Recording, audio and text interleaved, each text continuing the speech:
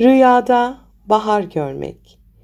Rüyalar insan ruhunun bilinçaltı penceresidir ve doğa imgeleri bu pencerenin en güçlü sembolleri arasında yer alır.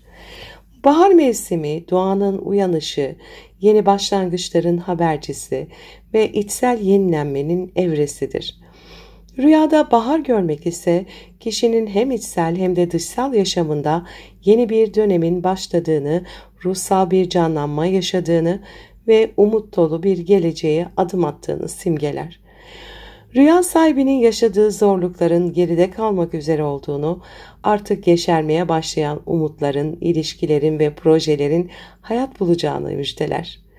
Bahar, ölümün ardından gelen diriliş, karanlığın ardından doğan ışık ve kışın yerini alan sıcaklıkla birlikte içsel huzurun sembolüdür. Rüyada bahar görmek, yenilenme, umut, içsel canlanma, yaratıcılık, hayat enerjisi, başarıya doğru atılan ilk adımlar, iyileşme süreci, olumlu dönüşüm anlamına gelir. Kişi artık daha umutlu, daha üretken ve daha neşeli bir sürece giriyordur. Bu rüya bazen fiziksel anlamda yeni projelere başlama dönemine, bazen ruhsal olarak kendini yenileme sürecine işaret eder. Rüyada baharın nasıl göründüğü, hava durumu, çevre, doğanın canlılığı ve rüyadaki duygular bahar rüyasının anlamını etkileyen detaylardır. Rüyada bahar mevsimini yaşamak bu rüyada genellikle pozitif bir ruh hali, olumlu değişim, içsel aydınlanma ve duygusal uyanış anlamına gelir. Kişi duygusal anlamda bir uyanış yaşayabilir, uzun süredir bastırdığı hisleri artık kabul edebilir.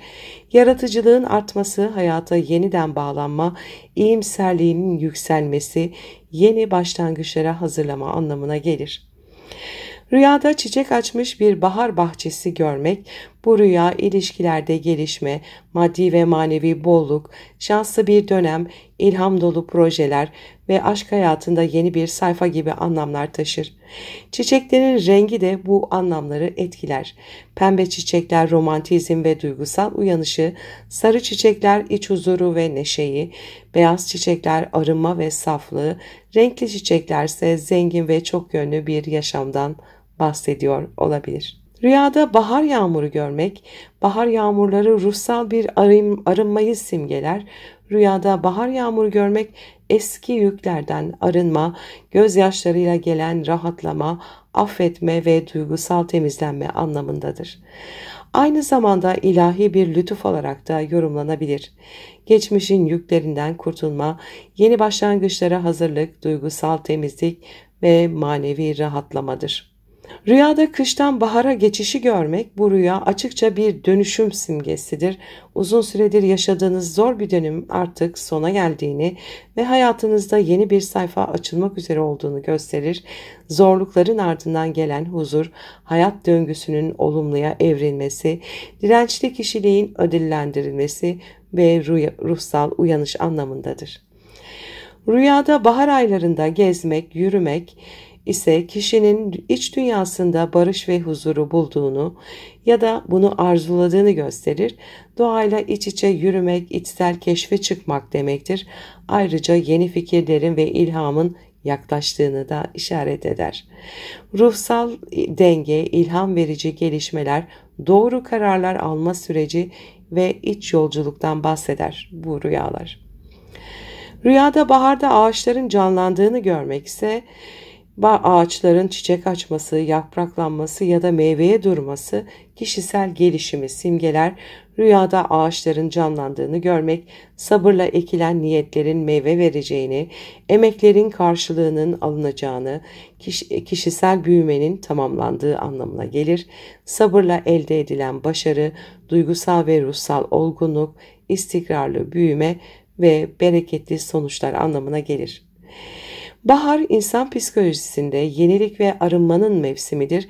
Psikolojik olarak rüyada bahar görmek hayat enerjisinin yeniden yükseldiğini, depresif dönemlerin sona erdiğini, umut, iyimserlik ve canlılık hissinin arttığını, içsel huzurun yeniden kurulduğunu, yaratıcılığın, üretkenliğin ve özgüvenin yükseldiğini ifade eder.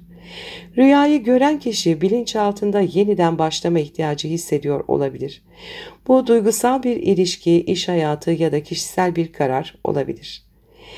Spiritüel öğretilerde bahar, ruhun uyanışı, yeni bilinç seviyelerine geçiş, içsel ışığın fark edilmesi ve ilahi zamanın yaklaşması anlamına gelir.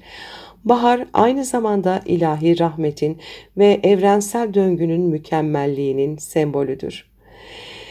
Ruhsal farkındalığın artışı, evrensel düzene uyum sağlama, içsel ışığın yükselmesi, negatif enerjilerin çözülmesi, yeni bir bilinç seviyesine geçişin habercisidir bahar rüyaları.